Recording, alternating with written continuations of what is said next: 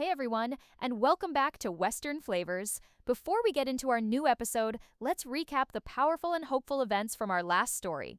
We saw a peaceful Ty, feeling a renewed sense of purpose, make the momentous decision to reclaim his life as a veterinarian. He shared his difficult plan with Amy, who gave him her full and unwavering support. The story ended on a beautiful, heartwarming note as Lindy gave him the small wooden horse he once carved for Amy, a blessing from his daughter for his new journey, and we saw him begin the long, hard work of studying to become a healer once again. If you missed that incredible, inspiring story, the full playlist is linked for you in the description below. If you're enjoying this new season, please take a second to hit that like button and be sure to subscribe so you never miss a chapter. Now today, even as he builds his new future, the ghost of Ty's past forces him to begin a dangerous new investigation. The weeks that followed Ty's decision to reclaim his veterinary license were a period of intense, focused, and deeply healing work. The old clinic at Heartland was no longer a dusty, forgotten relic of the past. It was a vibrant, active hub of learning and rediscovery. Ty had thrown himself into his studies with the same relentless determination that had defined his entire life. His days were a long, grueling, but deeply satisfying marathon of reading, of studying, of painstakingly catching up on 4 long years of medical advancements. The house was filled with the quiet, constant murmur of him quizzing himself on new drug protocols, and the kitchen table was often covered in his detailed, hand-drawn anatomical charts. His family watched his journey with a quiet, profound pride. Amy was his steadfast partner, his late-night study buddy, his unwavering source of emotional support. Lindy was his biggest cheerleader, often leaving him small, encouraging drawings on his desk. And Jack was his quiet, respectful mentor, always there with a fresh cup of coffee and a piece of quiet, grandfatherly wisdom. Ty was a man on a mission, a man rebuilding his life, piece by painstaking piece. But in the quiet moments, in the deep, dark hours of the night after the books had been put away and the family was asleep, the lingering thought of Nathan Price was a cold, persistent ghost that still haunted the corners of his mind. He had found his own personal peace. He had made the conscious decision to let go of his anger. But letting go of his anger was not the same as letting go of his need for justice. He didn't trust the police. How could he? They were good men, doing their best. But they were a part of the same flawed system that had declared him dead, a system that had allowed a monster like Nathan to operate, unseen for years. He knew, with a certainty that settled in his gut like a stone, that the official investigation would go nowhere. Nathan was too smart, too powerful, and had too many resources. He would simply disappear, his crimes unpunished, the full dark truth of his conspiracy buried forever. And that was a reality Ty would not accept. Not for himself and not for the other, unknown victims of the Price syndicate. The catalyst for his decision to act came on a cool, crisp autumn morning. He was in Hudson picking up a new textbook when he overheard a piece of local gossip at the counter of the feed store. The Price Ranch, the beautiful, modern, and now infamous property that had been the seat of Nathan's quiet, sinister empire, had been sold. A quiet, all-cash deal handled by a faceless corporation from out of province. And Nathan's father, the old ailing man whose imminent death had been the emotional lever for Nathan's rushed wedding plans, had been quietly moved to a private, long-term hospice care facility back in Ontario. The news hit Ty with the force of a physical blow. It was a classic, ruthless, and brilliant move. Nathan was scrubbing his entire existence from the valley. He was cutting his ties, erasing his tracks, and disappearing into the anonymous corporate ether. The official police investigation, Ty knew, had just hit a permanent, insurmountable brick wall. If he wanted answers, if he wanted justice, he was going to have to get them himself. He knew he couldn't do it alone. This was not a mission for a lone wolf. It was too dangerous. He needed a partner. Someone he could trust with his life, someone who understood the stakes, and someone who had their own, very personal score to settle with Nathan Price. There was only one person for the job. He found Caleb at his own smaller ranch, a quiet, solitary figure mending a fence in the bright afternoon sun. Since his own chaotic and miraculous rescue, Caleb had been a quiet, constant, and deeply supportive presence for Ty. He was a man who was grappling with his own new and complicated reality with Ashley, but his loyalty to his best friend, to his brother, was an unwavering and absolute truth. Ty pulled up, and Caleb, seeing the new grim and deeply serious look on his friend's face, immediately knew this was not a social call. I need your help. He said, his voice a low, quiet, and direct command. You got it! Always! What's up? Ty told him about the sale of the ranch, about the disappearance of Nathan's father. He laid out his theory that Nathan was not just a fugitive, but a master of a long corporate game, and that their only chance to find him, to get justice, was to find the clues he had undoubtedly left behind. The new owners haven't arrived yet. The place is empty. A ghost ranch. It's our one, and maybe only, chance to get in there, to find something, anything, that can tell us where he went, who he's working with. Caleb listened, a slow, hard, and deeply satisfied smile spreading across his face. He was a man of action, a man of simple, clear loyalties, and the idea of a secret, high-stakes, and deeply personal mission to take down the man who had hurt his best friend, and the woman he loved, it was an irresistible call to arms. He was a man of honor, and he knew his friend had been wronged in a way that was almost biblical in its scope. He would do whatever it took to help him make it right. You tell me when and where, buddy. I'll be there. The two men, the two brothers, stood in the quiet, sun-drenched field, their new and deeply dangerous partnership forged. Team Ty was back in action, and their first mission was about to begin. The night was a moonless, inky black, a perfect concealing blanket for a secret mission. Ty and Caleb moved through the darkness with a quiet, practiced stealth, two shadows on a mission of their own. They had parked Caleb's truck a good mile down the road from the main entrance to the Price Ranch and had made their way the rest of the way on foot, cutting across the vast, silent fields, their boots making no sound on the soft, damp earth. The ranch itself was a ghost. The massive modern house was a dark, silent monolith against the starry sky, its large windows like vacant, unseeing eyes. The usually bustling, efficient outbuildings were all quiet, the only sound the high, lonely whisper of the prairie wind through the eaves of the main barn. It was a place that had been scrubbed of all life, of all personality. It was a corporate asset, waiting to be liquidated. They slipped past the main house and headed for the outbuildings, their flashlight beams cutting narrow, nervous paths through the darkness. Their first stop was the main office, a small separate building that had been the nerve center of Nathan's legitimate ranching operation. The door was locked, but Caleb, a man who had spent his youth engaged in a series of minor and not-so-minor acts of rebellious foolishness, made short work of the simple lock with a piece of wire from his pocket. Inside, the office was as sterile and as impersonal as the man himself. The desk was clear, the files were gone. He had been meticulous, but he had not been perfect. While Caleb kept watch, Ty began a thorough, painstaking search of the room. He was not just looking for the obvious.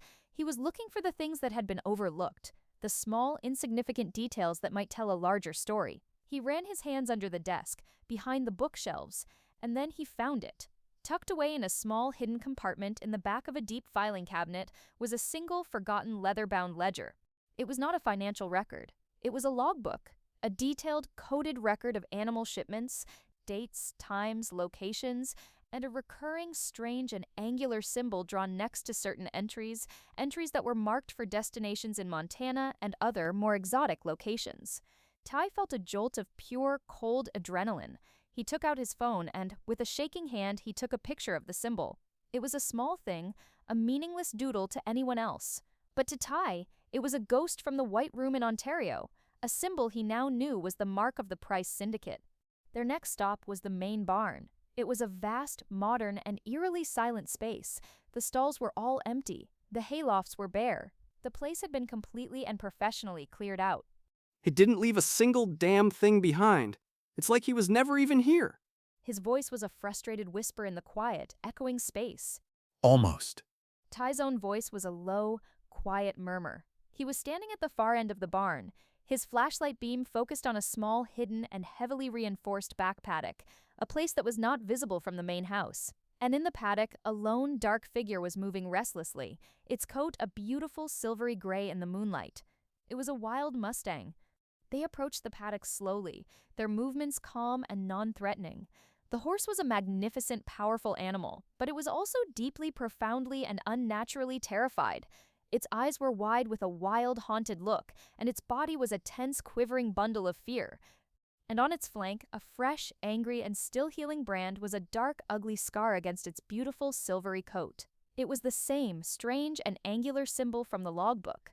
This is it, man. This is one of them. One of the horses from his smuggling operation. He must have left it behind in the rush.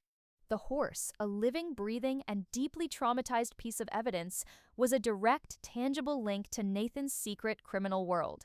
They had found their smoking gun. They now had the proof they needed. The one single thing that could give their impossible, unbelievable story, the one thing it was missing, credibility. They stood in the silent, moonlit paddock, the terrified, wild Mustang, a living, breathing testament to the dark, secret world that had been operating just a few short miles from their own home. The discovery of the horse, of the brand, of the tangible, physical proof of Nathan's criminal enterprise was a profound and deeply unsettling turning point. This was no longer a story about a personal vendetta, about a stolen life. This was something much bigger, much darker, and much more dangerous. So what do we do now? We can't just leave him here. But we can't take him either. It's evidence. His voice was a low, urgent whisper. I know. We leave him, for now, but we document everything, every detail. Ty pulled out his phone, the small, bright screen, a stark, modern intrusion into the dark, rustic scene. He began to take pictures, his movements methodical and precise. He photographed the horse, the brand, the hidden paddock. He took pictures of the logbook, of the strange angular symbol, of every single document they had found in the office. He was no longer just a man on a quest for personal justice. He was a detective, a prosecutor, meticulously and carefully, building his case. They left the Price Ranch as they had found it, a silent, empty ghost under a vast, dark sky. But they did not leave empty-handed. They left with a wealth of new and deeply dangerous information. They were no longer just two men with an unbelievable story. They were two men with proof. They returned to the quiet, safe sanctuary of the Heartland barn, the adrenaline of their secret, high-stakes mission still coursing through their veins. They didn't go to the main house. They didn't want to risk waking the family of having to answer the difficult and impossible questions that would inevitably follow. They retreated to the one place that was a fortress of their own shared history, a place of quiet, conspiratorial secrets, the barn loft. They sat in the familiar dusty space, the faint silvery light of the moon filtering through the high window, illuminating the strange modern glow of Ty's laptop screen. The rest of the night was a deep and deeply disturbing dive into the dark digital rabbit hole of the Price Syndicate. The symbol, the strange angular brand they had found on the horse and in the logbook, was their key. It was a small, insignificant detail to the rest of the world, but for Ty, it was a brand that was seared not just on the horse's flank, but on his own, forgotten memories. It was the one single tangible link between his own personal trauma and the larger corporate evil that was at the heart of the conspiracy. He began to search. He used his veterinary knowledge, his understanding of the international livestock trade. He used the names of the shell corporations he had found in the logbook, and slowly, painstakingly, the vast, intricate, and deeply hidden web of the Price Syndicate began to reveal itself. It was, as he had suspected, a multi-generational criminal organization. It had its roots in the quiet, respectable world of high-stakes cattle ranching, but its branches had grown, over the last 30 years, into the dark, murky, and incredibly profitable worlds of illegal smuggling, of money laundering, of a quiet and ruthless corporate espionage. And at the head of it all, for the last 3 decades, had been a single, brilliant, and completely untouchable man, Nathan Price Sr. The apple doesn't fall far from the tree. He muttered, a low, bitter, and deeply, deeply unsurprised sound. He looked at Caleb, his own face a mask of a grim and weary understanding. This wasn't just Nathan's plan. This was a family business. And taking over Heartland, it wasn't just a new venture. It was the culmination of a lifetime of work. Their masterpiece. They discovered that the syndicate was a ghost, a legend, in the world of international law enforcement. It was on all the watch lists, the CIA, Interpol, the RCMP, but it was a phantom, a multi-headed hydra that operated under a dozen different aliases, a dozen different corporate fronts.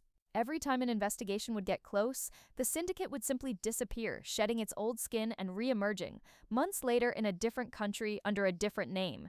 It was a brilliant and deeply, deeply evil criminal enterprise. And as Ty dug deeper, as he followed the digital breadcrumbs of their illicit operations, a new and chillingly familiar pattern began to emerge. A series of cross-border smuggling routes, a network of quiet, out-of-the-way ranches and airstrips that spanned the length of the continent. And one location, one state, kept appearing over and over again, a central, crucial hub in their vast criminal network. Montana. The name, when it appeared on the laptop screen, was a jolt of pure, cold electricity. Ty stared at it, a wave of profound and deeply, deeply unsettling understanding washing over him. He was hit with a flood of his own, more recent memories. The 2 years of his quiet, anonymous life as Benjamin Cooper, the faces of the other ranch hands, the geography of the high country, the very air he had breathed. It had all been a lie. His escape to Montana, the one he had thought was a random act of a guilt-ridden supervisor, had been nothing of the sort. He had not been set free. He had simply been moved from one more obvious prison to another, much larger and much more subtle one. He had been hidden in plain sight, a ghost in the heart of the syndicate's own, vast and sprawling empire. His quiet, anonymous life as a ranch hand had not been a second chance. It had been a different kind of cage. The full, monstrous and claustrophobic scope of their control, of their power, was finally, truly, and completely revealed. And in that moment, he felt a new and even more profound wave of a cold, hard, and deeply, deeply personal rage. They had not just stolen his past, they had stolen his present too. The name on the screen, Montana, was not just a place, it was a key. A key that unlocked the final, most crucial, and most personally devastating door in the long, dark hallway of Nathan Price's conspiracy. Ty stared at the word, a cold, sickening, and deeply, deeply personal understanding dawning in his soul. His 2 years as a ghost named Benjamin had not been an escape. They had been a transfer. He had been a prisoner in a small concrete cell in Ontario, a lab rat in a cold clinical experiment, and when he had been sufficiently broken, when his mind had been successfully wiped clean, he had been moved to a new and much larger prison. A beautiful, sprawling, and open-air prison, with mountains and cattle and a vast, endless sky. A prison called Montana. The realization was a profound and deeply, deeply violating one. The life he had lived there, the simple, honest, and hard-working life of a ranch hand, a life he had thought was his own, a life where he had begun to find a small, quiet, and fragile sense of peace, it had all been a lie. A carefully constructed and meticulously managed illusion. He had not been a free man. He had been an asset, a project, a ghost who was being kept on ice, safely tucked away in the heart of the Price Syndicate's own vast and powerful network. He thought of the men he had worked with, the men he had shared a bunkhouse with. Were they all a part of it? Were they all guards in his beautiful open-air prison? No, he couldn't believe that. The friendships, the camaraderie, it had felt too real. But he knew with a certainty that settled in his gut like a stone, that someone somewhere on that ranch had been watching him. A silent, unseen warden reporting back to his true masters. And then a new and even more chilling thought occurred to him. Hank, his one true friend, the man who had been his anchor, his confidante, his brother, was he a part of it too? Was his kindness, his friendship, his steady, unwavering support, all just a part of the long, elaborate The thought was a fresh and particularly cruel twist of the knife in his already wounded soul. But he pushed it away. No, he wouldn't believe that. He couldn't. Hank's friendship was the one, single, and untainted thing he had from that life. It had to be real. He looked at Caleb, who had been a silent, horrified witness to the dark, unfolding truth of the Price family's long criminal history. They put me there, man, on purpose. My 2 years in Montana, it wasn't a coincidence. It was a part of their plan. They were hiding me, in their own backyard. The sheer audacious and deeply evil genius of it was a breathtaking thing. They had hidden him in the one place no one would ever think to look. A place where he was just another anonymous, forgotten face in a sea of 1,000 other faceless cowboys. So what does that mean for finding Nathan? It means I know where he is. The words were spoken with a quiet, cold, and absolute certainty. He's a fugitive now. He's on the run. Where does a man like that go? He goes to ground. He goes to a place he knows. A place where he has a network. A place where he feels safe. He's not in some fancy offshore account in the Cayman Islands. He's a rancher, a cowboy. He's hiding in the one place he knows best. He's in Montana. The final, crucial piece of the puzzle had just slammed into place. The hunt for Nathan Price, which had been a desperate, frustrating, and seemingly impossible search for a ghost, now had a destination. A real, tangible, and deeply, deeply familiar one. Ty looked at his best friend, and a new, powerful, and deeply, deeply determined light began to burn in his own eyes. The last of the victim, the last of the confused, broken man who had been a pawn in another man's game, was gone. He was no longer just a survivor. He was a hunter, and he was about to go back to the one place on Earth he knew as well as his own scarred hands. Not as a ghost, not as a prisoner, but as an avenger. The revelation, the final, crucial connection between Nathan's criminal enterprise and Ty's own stolen past, hung in the quiet, dusty air of the Heartland loft. Caleb looked at his best friend, at the new cold and dangerous fire that was burning in his eyes, and he saw a man transformed. The last of the lost, confused, and broken man known as Benjamin had been completely and utterly burned away. In his place was Ty Borden, a man who was not just a survivor, but a hunter, and a man with a plan. So what now? We drive to Montana? The two of us against this whole criminal empire? Man, that's not a plan. That's a suicide mission. No! Ty said, a slow, confident, and slightly dangerous smile spreading across his face. It's not just the two of us. He looked at Caleb, his eyes shining with a new, brilliant, and powerful hope. A hope that was born of a friendship he knew, with a certainty that settled deep in his soul was real. I know where he is. Or at least I know the world he's hiding in. And I know a man who knows that world better than anyone. A good man. A man we can trust. He pulled out his phone, his movements now full of a quiet, purposeful energy. He found the number, a number he had not called since the day he had left Montana, a number that was a link to his other life, to the one true friend who had been his anchor in a sea of forgotten memories. The episode culminates in this final, powerful, and deeply hopeful cliffhanger. The scene is Ty standing in the Heartland loft, his own familiar world all around him, but the phone he is holding is a bridge to another life. He is about to merge his two pasts, his two identities, into a single powerful force. He is no longer just Ty Borden, the husband and the father. He is also Benjamin Cooper, the tough, respected, and deeply knowledgeable Montana ranch hand. And he is about to call on his one true ally from that other life. He turns to Caleb, a look of profound and deeply, deeply determined hope on his face. The final line of the episode is his quiet, confident, and promise-filled declaration. I know where we can find him. And luckily, we have another friend to help us out. The final shot is a tight close-up on his phone, his thumb hovering over the call button, the name on the screen a simple, powerful, and deeply hopeful one. Hank. The screen cuts to black, leaving the audience on the edge of their seats, ready for the next exciting and high-stakes chapter of the hunt.